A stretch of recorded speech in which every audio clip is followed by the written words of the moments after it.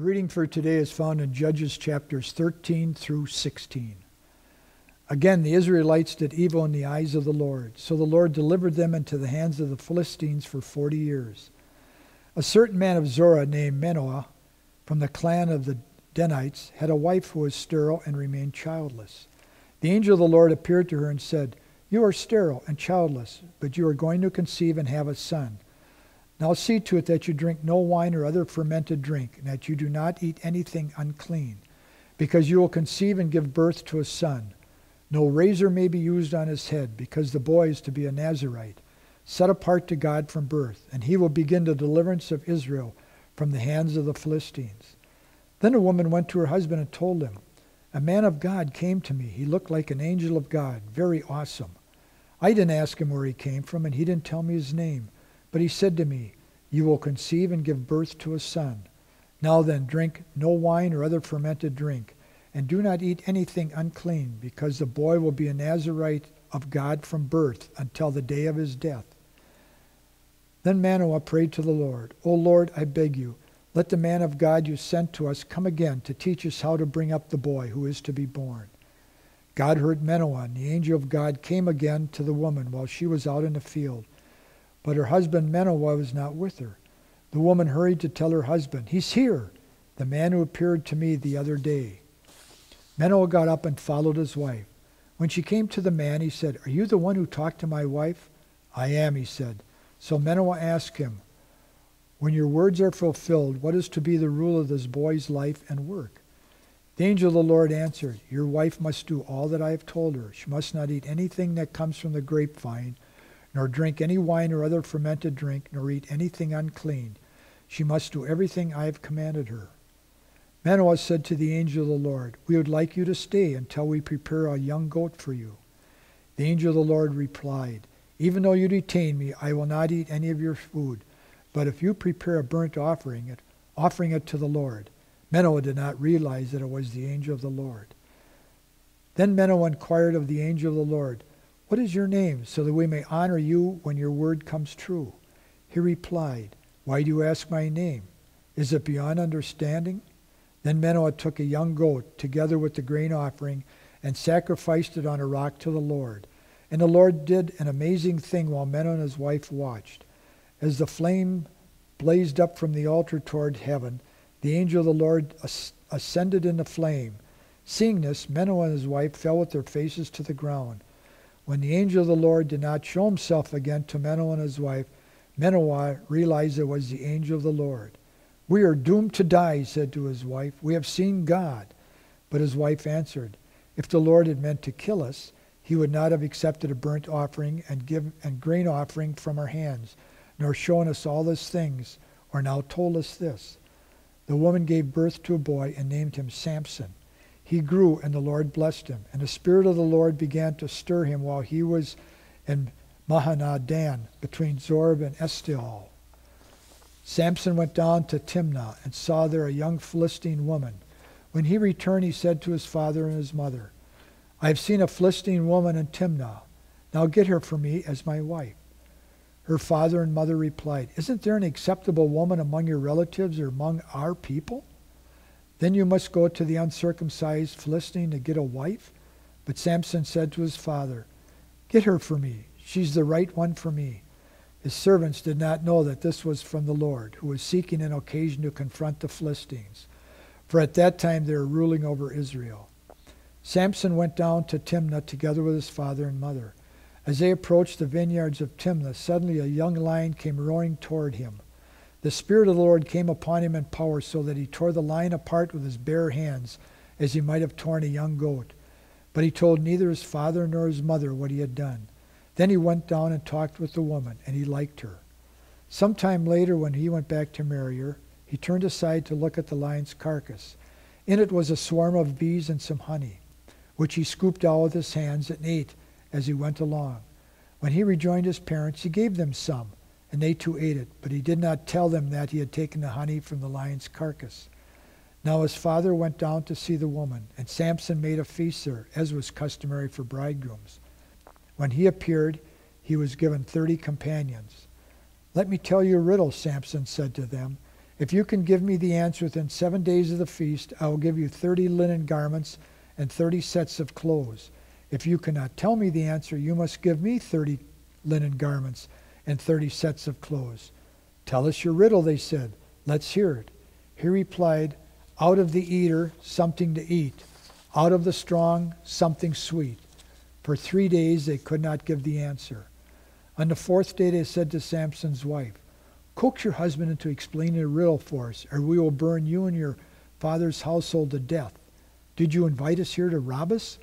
Then Samson's wife threw herself on him, sobbing, you hate me. You really don't love me.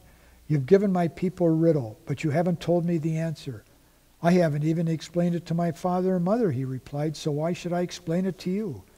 She cried the whole 7 days of the feast, so on the 7th day he finally told her, because she continued to press him. She in turn explained the riddle to her people. Before sunset on the 7th day, the men of the town said to him, what is sweeter than honey? What is stronger than a lion? Samson said to them, if you had not plowed with my heifer, you have not solved my riddle.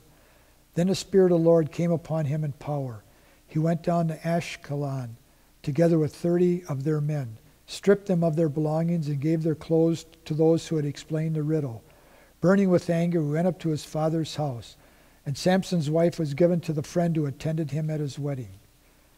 Later on, at the time of wheat harvest, Samson took a young goat and went to visit his wife. He said, I'm going to my wife's room, but her father would not let him go in. I was so sure you thoroughly hate her, he said, that I gave her to your friend. Isn't your younger sister more attractive? Take her instead. Samson said to them, this time I have a right to get even with the Philistines. I will really harm them. So he went out and caught 300 foxes and tied them tail to tail in pairs. He then attached a torch to every pair of tails. In it, lit the torches and let the foxes loose in the standing grain of the Philistines. He burned up the shocks and standing grain, together with the vineyards and the olive groves. When the Philistines asked, who did this? They were told, Sampson, the Timnite's son-in-law, because his wife was given to his friend. So the Philistines went up and burned her and her father to death. Samson said to them, since you've acted like this, I won't stop until I get my revenge on you. He attacked them viciously and slaughtered many of them. Then he went down and stayed in a cave in the rock of Edom. The Philistines went up and camped at Judah, spreading out near Lehi. The men of Judah asked, why have you come to fight us? We have come to take Samson prisoner, they answered, to do to him as he did to us. Then 3,000 men from Judah went down to the cave in the rock of Edom and said to Samson, don't you realize that the Philistines are ruler over us? What have you done to us? He answered, I merely did to them what they did to me. They said to him, we've come to tie you up and hand you over to the Philistines. Samson said, swear to me that you will not kill me yourselves. Agreed, they answered. We will only tie you up and hand you over to them. We will not kill you. So they bound him with 2 new ropes and led him up from the rock. As he approached Lehi, the Philistines came toward him shouting. The Spirit of the Lord came upon him in power. The ropes on his arms became like charred flax, and the bindings dropped from his hands. Finding a fresh jawbone of a donkey, he grabbed it and struck down 1,000 men. Then Samson said, with the donkey's jawbone I have made donkeys of them. With the donkey's jawbone I have killed 1,000 men. When he finished speaking, he threw away the jawbone, and the place was called Ramoth Lehi. Because he was very thirsty, he cried out to the Lord, you have given your servant this great victory. Now I must die of thirst and fall into the hands of the uncircumcised? Then God opened up the hollow place in Lehi, and water came out of it. When Samson drank, his strength returned, and he revived. So the spring was called En Hakor, and is still there in Lehi. Samson led Israel for 20 years in the day of the Philistines. One day Samson went to Gaza, where he saw a prostitute. He went in to spend the night with her. The people of Gaza were told, Samson is here. So they surrounded the place and lay in wait for him all night at the city gate. They made no move during the night, saying, at dawn we will kill him. But Samson lay there only until the middle of the night. Then he got up and took hold of the doors of the city gate, together with the 2 posts, and tore them loose, bar and all. He lifted them to his shoulders and carried them to the top of the hill that faces Hebron. Sometime later, he fell in love with a woman in the valley of Sorek, whose name was Delilah. The rulers of the Philistines went to her and said, "See if you can lure him into showing you the secret of his great strength, and how we can overpower him so that we may tie him up and subdue him. Each one of us will give you 1,100 shekels of gold." So Delilah said to him, "Tell me the secret of your great strength, and how you can be tied up and subdued." Samson answered her, "If anyone ties me with 7 fresh thongs that have not been dried, I become as weak as any other man." Then the rulers of the Philistines brought her 7 fresh thongs that had not been dried, and she tied him with them. With men hidden in the room, she called him, "Samson, the Philistines are upon you." But he snapped the thongs as easy as a piece of string snaps when it comes close to a flame. So the secret of his strength was not discovered. Then Delilah said to Samson, "You've made a fool of me. You lied to me. Come now, tell me how you can be tied." He said, "If anyone ties me securely with no ropes that have never been used, I become as weak as any other man." So Delilah took new ropes and tied him with them. Then with men hidden in the room, she called him, "Samson, the Philistines are upon you." But he snapped the ropes off his arms as if they were threads.